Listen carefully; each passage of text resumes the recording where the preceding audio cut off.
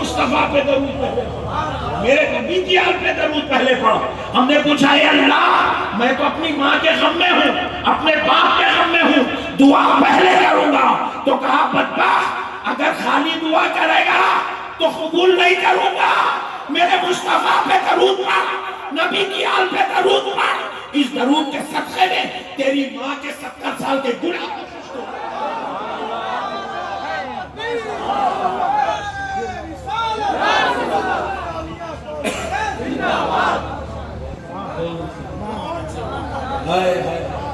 سمجھے نہیں لوگا، نبی اور آل نبی کا مقام نہیں سمجھے، دلوں میں بغض پال کے پھر رہے ہیں، دلوں میں بغض پال کے پھر رہے ہیں، آل نبی کے بعد متعلق نعوذ باللہ اپنے ذہن خراب کرے ہوئے ہیں، اپنی تقریروں میں امام حسین پہ اعتراض کر رہے ہیں کہ ان کو کربلا جانے کیا ضرورت تھی۔ ارے بدبختے، تیرے کو طہارت کا ڈھیلا سکانے نہیں آتا، تو امام حسین کو مشورہ دیتا۔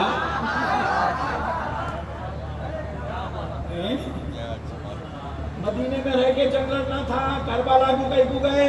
ارے بے وقوف، تو کیا جانتا ہے حسین کا جو خطر اٹھ رہا تھا کربلا کی طرف، اللہ کی قسم وہ حسین نہیں اٹھا رہا تھا، حسین کے خدا نے حسین کو اسی کام کے لیے تو پیدا کیا تھا۔ حسین کا فیصلہ خدا کا فیصلہ ہے، حسین کا ارادہ خدا کا ارادہ ہے، حسین کا حکم خدا کا حکم ہے، حسین کا چلنا خدا کا چلانا ہے، حسین کا سوچنا خدا کا ذہن دینا ہے، حسین کا بولنا خدا کی طرف سے ہے۔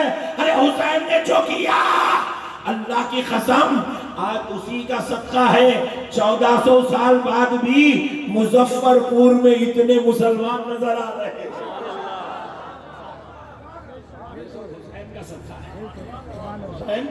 اور اب مسئلے کو سمجھو، اور ایک مسئلہ سمجھا دے تو ایمان تازہ ہو جائے گا آپ کا انشاءاللہ۔ میرے پیارے دوستو دیکھو،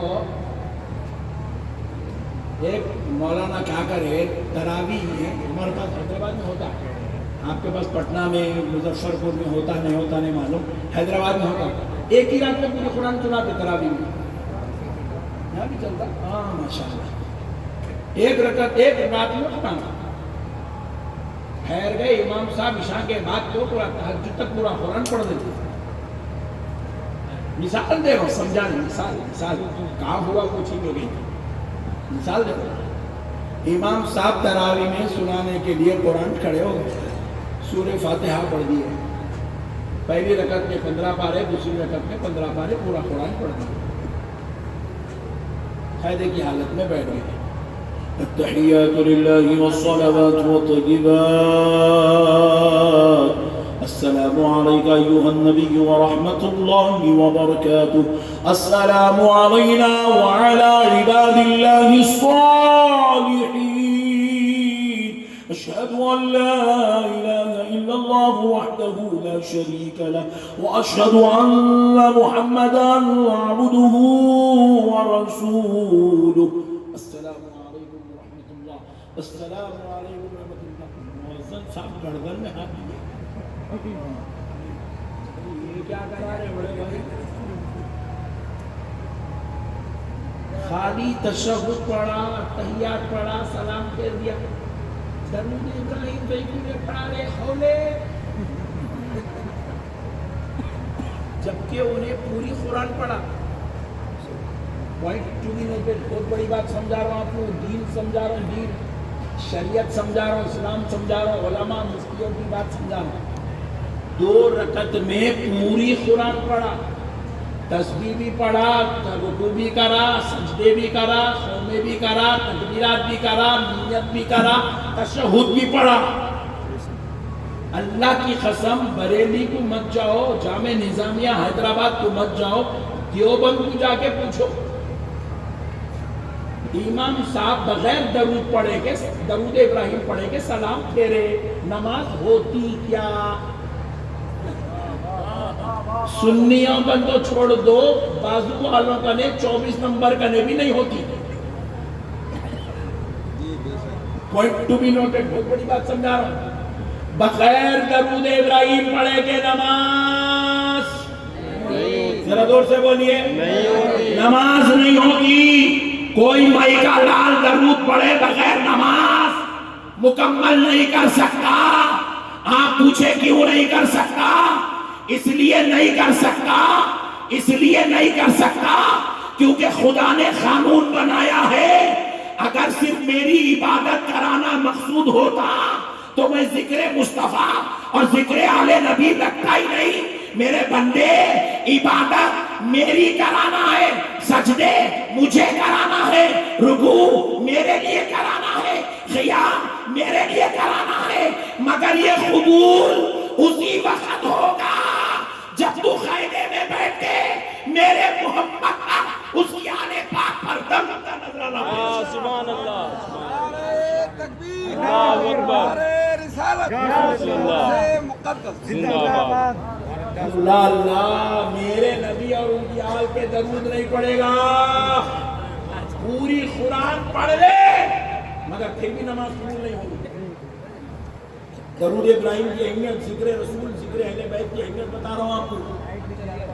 درود نہیں پڑے گا نہ قرآن کی تلاوت قبول، نہ تیرا سجدہ قبول، نہ تیرا رکوع قبول، نہ تیرا قیام قبول، نہ تیرا قومہ قبول، نہ تیری تلاوت قبول، نہ تیرے سجدے قبول، نہ تیری عبادت قبول. اگر قبول کروانا ہے تجھے صدقے دل سے نبی اور آل نبی کے درود بولیے نا پڑھنا ہی پڑھنا پڑے گا. پڑھنا ہی پڑھنا، اور پڑھتے وقت یہ تصور کر کے پڑھنا اللہ کی قسم حضور سن رہے ہیں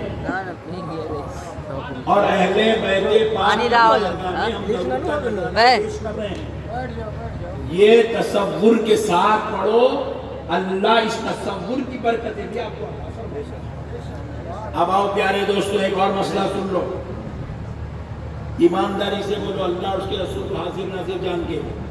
صحیح صحیح بولنا، کوئی آدمی غلط نہیں بولیں گا. جنت میں کس کو جانا ہے ذرا ہاتھ اٹھا. سبحان اللہ. نہیں اٹھا تم ٹینشن میں دکھ رہا مسئلہ. جنت میں جانا ہے نا، سبحان اللہ چھوڑ دو. اب مسئلہ سنو. دیکھو شریعت اللہ نے بنائی ہے، قانون اللہ نے بنایا ہے، اصول اللہ نے بنائے ہیں. اللہ تبارک و تعالیٰ کا دستور ہے، خدا کا بنایا ہوا نظام ہے. اس بندے میں بندے کا اس مسئلے میں بندے کا کوئی دخل نہیں ہے. جو خدا کا بنایا ہوا نظام و قانون ہے، جو رب کے دیے ہوئے اصول ہے، بندے کو اسی کے مطابق زندگی گزارنا ہے. اور یہ اصول ساری کائنات کے بندوں کے اوپر لازم ہے، واجب ہے. قانون خدا کا ہے، اس میں کوئی بندہ کسی قسم کی تبدیلی اور اپنی طرف سے کوئی حماقت بولیے نہیں کر سکتا. جیسے اصول ہے اسی کے مطابق زندگی گزارنا ہے. اب ذرا غور کیجئے، میں کچھ ایسی بات بتا رہا ہوں جس میں آپ کو اہل بیت مصطفیٰ کا مقام سمجھ میں آئے گا، نبی کی آل پاک کی شان سمجھ میں آئے گی، ان کے رتبے، ان کی رفعت، ان کے درجات آپ کو سمجھ میں آئیں گے. اب ذرا غور کیجئے گا پیارے دوستو. دیکھو آپ پورا مظفر پور، پورا پٹنہ، پوری بہار، پورا ہندوستان کے ایک ایک قبرستان کا دورہ کر لو. کسی بھی قبرستان کی کسی بھی میت کی قبر کی تختی پر آپ کو جنتی لکھا ہوا نہیں ملے گا. نہیں سمجھ میں آئی بات؟ آئی؟ سبحان اللہ، سبحان اللہ. جنتی لکھا ہوا نہیں ملے گا. آپ کو کوئی بھی جنتی لکھا ہوا نہیں دیکھ سکتے ہیں. ہر آدمی اپنے اپنے باپ کے نام کے ساتھ، ڈاکٹر ہو تو ڈاکٹر لکھیں گا، انجینئر ہو تو انجینئر لکھیں گا، مفتی ہو تو مفتی صاحب قبلہ مرحوم بول کے لکھیں گا، اگر ولی ہو تو ولی کامل صوفی باصفا لکھیں گا، اور بڑے درجے کے ولی ہو تو قطب الاقطاب لکھیں گا، غوث زمانہ لکھیں گا، غوث الوقت لکھیں گا، ابدال لکھیں گا، اوتاد لکھیں گا، نوجوان لکھیں گا، نوخبا لکھیں گا. مگر خدا کی قسم کوئی اپنے باپ کی، اپنے مرشد کی، اپنے پیر کی تختی کے ساتھ خبر پہ جنتی یہاں لکھتے کیا بہار میں؟ اللہ تیرا شکر ہے، اچھے لوگ ہیں. دیکھو جنتی نہیں لکھ سکتے. کیوں؟ کیونکہ جنتی کون ہے کون نہیں ہے یہ فیصلہ فیصلہ اب محشر میں ہوگا. یہ فیصلہ اللہ محشر کے دن کرے گا کہ آپ جنتی ہیں یا آپ جہنمی ہیں. آپ کا ساتھ کیا حشر ہونے والا ہے فیصلہ محشر میں ہوگا. کہ مگر پیارے دوستوں مسئلے کو سمجھو. جب بات ہماری آ گئی, جب بات ہمارے باپ دادا کی آ گئی, جب بات ہمارے پیروں کی آ گئی, جب بات ہمارے علماء کی آ گئی, جب بات ہمارے صالحین کی آ گئی, تو فیصلہ نہیں کیا جائے گا کہ جنتی ان کے نام کے ساتھ نہیں لکھا جائے گا, جنتی ہمارے کسی کے ساتھ نہیں لکھا جائے گا جنتی.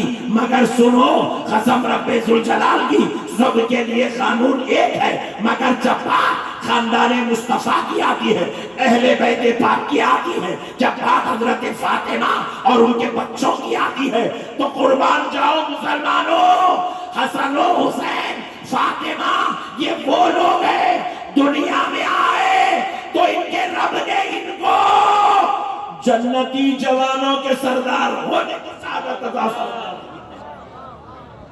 ارے کسی کے نام کے ساتھ جنتی نہیں لکھ سکتے, سب کو محشر میں فیصلہ دیا جائے گا.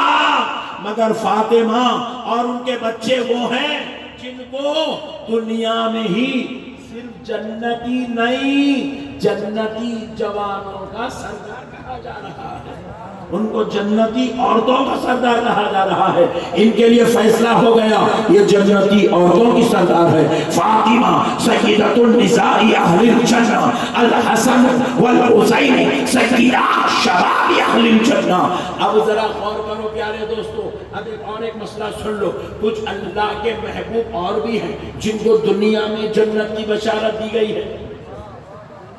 رسول اللہ کہہ رہے ہیں ابو بکر آپ جنتی ہو, عثمان آپ جنتی ہو, عمر آپ جنتی ہو, علی آپ جنتی ہو, سعد بن ابی وقاص آپ جنتی ہو, اے عبد الرحمن ابن عوف آپ جنتی ہو, اے ابو عبیدہ بن جراح آپ جنتی ہو, اے سعد بن ابی وقاص آپ جنتی ہو, اے طلحہ آپ جنتی ہو. ذرا غور کرو پیارے دوستو, یہ جنت کی خوشخبریاں عشرہ مبشرہ کو میرے مصطفیٰ دنیا میں دے رہے ہیں. آپ جنتی ہو, آپ جنتی ہو, آپ جنتی ہو, آپ جنتی ہو. ذرا غور کرو, ان عشرہ مبشرہ کو حضرت ابو بکر وغیرہ کو جنت کی خوشخبری کون دے رہا ہے؟ حضور دے رہے ہیں. کون دے رہے ہیں؟ ذرا بولیے نا, اور ذرا دور سے, حضور دے رہے ہیں. ابو بکر آپ جنتی ہو, عمر آپ جنتی ہو, ان کو خوشخبری جنت کی مصطفیٰ دے رہے ہیں. مگر جب خاندان مصطفیٰ کی آئی, نبی کی آل پاک کی آئی, تو اللہ کہہ رہا ہے صحابہ کو جنت کی خوشخبری آپ نے دی ہے. آپ کی آل پاک کو خوشخبری آپ کا رب ذوالجلال عطا فرمایا. اللہ نے خوشخبری دی ہے کہ فاطمہ سیدۃ النساء اہل الجنہ, الحسن والحسین سیدا شباب اہل الجنہ. سبحان اللہ. قربان جاؤ دوستو, یہ مقام اہل بیت پاک کا ہے, یہ ان کی شان, یہ ان کی عظمت ہے. اس کو بندے کو سمجھنے کی ضرورت ہے. اگر سمجھ جاؤ گے خدا کی قسم ایمان تازہ ہو جائے گا, آخرت کامیاب ہو جائے گی, زندگی سرفراز ہو جائے گی, ہر شر و فتنوں سے بچ جاؤ گے. ارے دنیا بھی کامیاب اور آخرت بھی کامیاب ہو جائے گی, کیونکہ اہل بیت کوئی معمولی چیز نہیں ہے دوستو. اب ذرا ایک مسئلہ اور سن لو. دیکھو, ہر انسان کو جنت عمل کے بعد دی جاتی ہے. پہلے آپ سے نماز پڑھوایا گیا, آپ نے نماز پڑھی, اب خوشخبری دی جا رہی ہے آپ کے لیے جنت ہے. آپ سے روزے رکھوائے گئے, آپ نے روزے رکھے تو خوشخبری دی جا رہی ہے آپ جنت ہیں. آپ نے حج کیا تو بدلے میں جنت ہے. آپ نے زکات دی, صدقات کیے, خیرات کیے, غریبوں کی مدد, یتیموں کے ساتھ حسن سلوک کیا, بدلے میں جنت ہے.